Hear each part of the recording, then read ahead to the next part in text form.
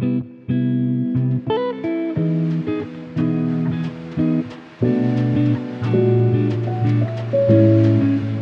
Viewers, welcome back to my channel Sandiptosh মম চ্যানেলে আরও একটা নতুন ভিডিওতে তোমাদের সবাইকে স্বাগত জানাই। তো তোমরা সবাই কেমন আছো? আশা করছি খুব ভালো আছো, আর আমিও খুব ভালো আছি। তোমাদের জন্য আজকে আমি নিয়ে এসেছি একটা স্ন্যাক্স রেসিপি। তার জন্য কি কি লাগছে চলো দেখে নিই। একটা বাটিতে আমি চিড়ে নিয়ে নিয়েছি, আর নিয়েছি কুচনো পেঁয়াজ, একটা সিদ্ধ আলু, কুচনো কাঁচা লঙ্কা, আর নিয়েছিলাম একটু আদা। চলো এবার রেসিপিটা তৈরি করে তোমাদেরকে দেখাই। তার জন্য নিয়ে নিয়েছি দেখো একটা পরিষ্কার বাটি, আর এই বাটির মধ্যে চিড়েগুলো আমি দিয়ে দিচ্ছি। চিড়েগুলো দিয়ে দেওয়ার পরে আমি এবার ভালো করে জল দিয়ে 2-3 বার চিড়েগুলো ধুয়ে নেব। প্রত্যেক দিন রুটি পরোটা না খেয়ে এভাবে খুব তাড়াতাড়ি সহজে একটা স্ন্যাক্স বানিয়ে টিফিনে দিলে বাচ্চা থেকে বড় সবাই খুব পছন্দ করবে। আর এটা এতটা মজাদার আর ক্রিস্পি হয় যে সেটা তোমরা দেখতেই পাবে। তো দেখো চিড়েগুলো খুব ভালো করে ধুয়ে নিয়েছিলাম, আর তারপর জল দিয়ে আমি কিছুক্ষণের জন্য চিড়েটা ভিজিয়ে রাখবো যাতে চিড়েটা নরম হয়ে যায়।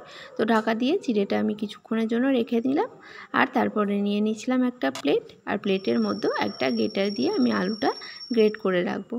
তো সিদ্ধ আলু যেহেতু, তো হাত দিয়ে ম্যাশ করে নিতেও পারো, কিন্তু হাত দিয়ে করে নিলে তখন আলুটা কিছুটা অংশ হয়তো সমানভাবে ম্যাশ হবে না, তো সেই জন্য আমি একটা গ্রেটার দিয়ে গ্রেট করে নিচ্ছি। তো দেখো খুব ভালো করে আমি আলুটা গ্রেট করে নিচ্ছি, আর তারপরে এর মধ্যে কিছু উপকরণ মেশাবো।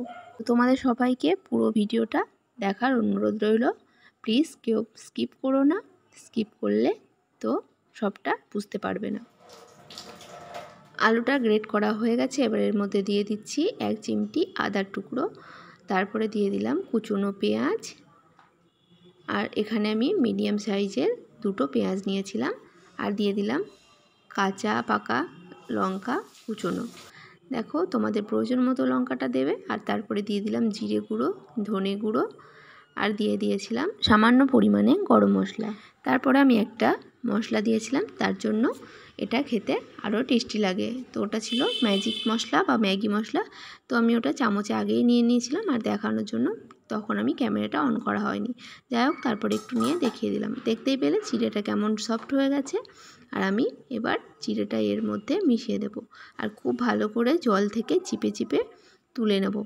আমার ভিডিও কেমন লাগে অবশ্যই সেটা কমেন্টের মাধ্যমে জানিও, আর যদি ভালো লাগে একটা লাইক শেয়ার করে দিও। যদি নতুন বন্ধু হও তবে অবশ্যই সাবস্ক্রাইব করে পাশে থেকো, আর পাশে থাকা বেল আইকনটি দাবিয়ে দিও, যাতে আমি কোনো ভিডিও ছাড়ার পর তোমাদের কাছে সবার আগে নোটিফিকেশান পৌঁছে যায়।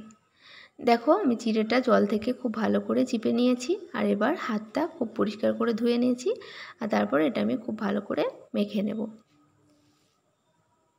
এভাবে হাত দিয়েই মাখতে হবে, হাত দিয়ে মাখলে পুরোটা ভালোভাবে মিক্স হবে। তো আমি সেই জন্য হাত দিয়েই মেখে নিচ্ছি। আর দেখো আমি এই পর্যায়ে দিয়ে দিয়েছিলাম একটু লবণ আর একটু হলুদ, তো সেটা আমার ক্যামেরাটা অন করা হয়নি, সরি বন্ধুরা, তার জন্য প্লিজ আমাকে ক্ষমা করে দিও। আর দেখো আমি খুব ভালো করে মেখে নিচ্ছি, আর এভাবে চটকে চটকে মাখতে হবে, তা যাতে চিড়েটা একটু নরম হয়ে গেছে, তো চিড়েটা ভালো করে আলুর সঙ্গে ম্যাশ হয়ে যায়। তো সেই জন্য ভালো করে মেখে নিচ্ছি। আর এবার আমি একটা রাউন্ড শেপ দিয়ে নেব। তোমরা তোমাদের পছন্দ মতো শেপ দিয়ে নিও। আমি একটা এই প্লেটের মধ্যেই এটাতে রাউন্ড শেপ দিয়ে নিচ্ছি। আর যে পেঁয়াজগুলো একটু বড় বড় করে রেখেছি, ওটা আমি একটু বড় সাইজ করেই রেখেছি, যাতে ভাজার পরে ওটা মুখে পড়ে, আর মুখে পড়লে তখন আরও বেশি টেস্টি লাগবে। পেঁয়াজ ছাড়াও এই স্ন্যাক্সটা তৈরি করা যেতে পারে।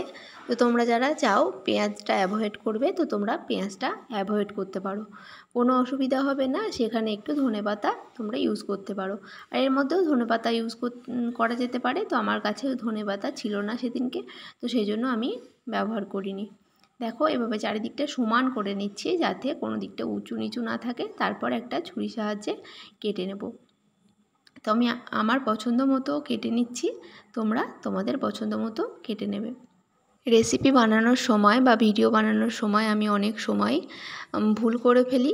তো আমি জানি আমার ভিউয়ার্স, আমার বন্ধু, আমার দাদা, দিদি, আমার ভাই বোন সবাই এতটা ভালো যে আমাকে তোমরা ক্ষমা করে দেবে।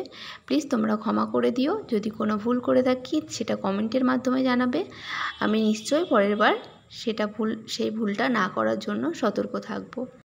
তো দেখো আমি এভাবে কেটে নিয়েছিলাম আর ছুরির সাহায্যে হাতে তুলে হাতে তেল লাগিয়ে একটু সেভ করে নিচ্ছি, মানে না হলে তেলে দিলে ছেড়ে যাবে। তো সবগুলো আমি এভাবে ভালো করে বানিয়ে নিচ্ছি আর তারপরে একটা প্লেটের মধ্যে রেখে সবগুলো ওপর থেকে আমি একটু ময়দা ছিটিয়ে দেব। ময়দাটা অবশ্যই দেবে, ময়দাটা দিলে পারে তেলে যখন ছাড়বে তখন এটা ছেড়ে যাবে না। তো দেখো আমি ময়দাটা ছিটিয়ে দিয়েছিলাম। তারপরে দিয়ে দিচ্ছি কড়াইয়ের মধ্যে সাদা তেল। তেলটা খুব ভালো করে গরম হয়ে যাওয়ার পরেই আমরা স্ন্যাক্সটা এর মধ্যে ছাড়বো।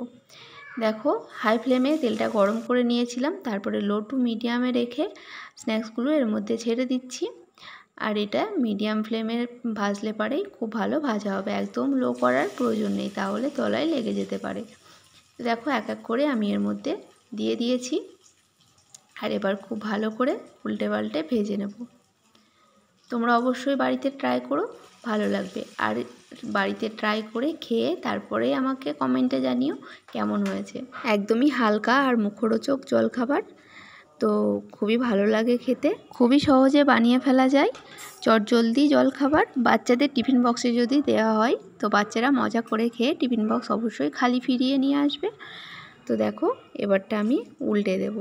কিছুক্ষণ হয়ে যাওয়ার পরে উল্টে দিতে হবে, একেবারে একদিকটা পুরোটা ফ্রাই করে নেওয়ার দরকার নেই, দুই দিকটা অল্প অল্প করে তারপরে আবার ফ্রাই করবে। দেখো সামান্য একটু হয়েছে, যখন উল্টানো যাবে তখনই এটা উল্টে দিতে হবে, হালকা রং ধরলে পারেই উল্টে দেবে, তারপরে আবার কিছুক্ষণ লালচে করে ভেজে নেবে, তাহলেই না বেশি ক্রাঞ্চি হবে। দেখো সবগুলো আমি উল্টে দিচ্ছি আর খুব সাবধানে উল্টাতে হবে যাতে ভেঙে না যায়। তো দেখো খুব সাবধানে আমি উল্টে দিলাম। এবারটা দেখো একদিকে রং ধরিয়ে আমি ভেজে নিয়েছি আর অপর পিঠটা ভাজা হচ্ছে। এবারে দেখো দুদিকটাই খুব ভালো করে ভাজা হয়ে গেছে আর আমি একটা টিস্যু পেপার নিয়ে নিচ্ছি প্লেটের ওপর, তারপর এক এক করে চিড়ের কাটলেটগুলো আমি তুলে নিচ্ছি আর টিস্যু পেপারের ওপর নিলাম যাতে এক্সট্রা তেলটা টিস্যু পেপারে শুষে নেয়। তো দেখো সবগুলো আমি তুলে নিচ্ছি। প্রথম রাউন্ডের ভাজা আমার হয়ে গেছে, এবার বাকি যেগুলো ছিল তো বাকি তেলটার মধ্যে ওগুলো দিয়ে আর এবার ভেজে নেব। দেখো তার জন্য আবারও দিয়ে দিলাম আর একইভাবে আমি এগুলো ভেজে নেব। দেখো বাকিগুলো আমি একইভাবে ভেজে তুলে নিচ্ছি। আর আজকে আমি কিভাবে সার্ভ করি সেটাও তোমাদের সঙ্গে একটু শেয়ার করি। এটা খেতে টমেটো কেচাপের সঙ্গে তো দারুণ লাগে, তো আমি দেখো টমেটো কেচাপ দিয়েছিলাম আর ছিল সাথে সন্ধ্যার চা। তো খুবই টেস্টি হয়েছিল খেতে, তোমরা অবশ্যই একবার বানিয়ে দেখো বাড়িতে, খুবই ভালো লাগবে। আর দেখতেও দারুণ হয়েছিল, দেখতেই পাচ্ছ কতটা সুন্দর হয়েছে। আর চলো একটা ভেঙে তোমাদেরকে দেখাই কতটা মুচমুচে হয়েছে।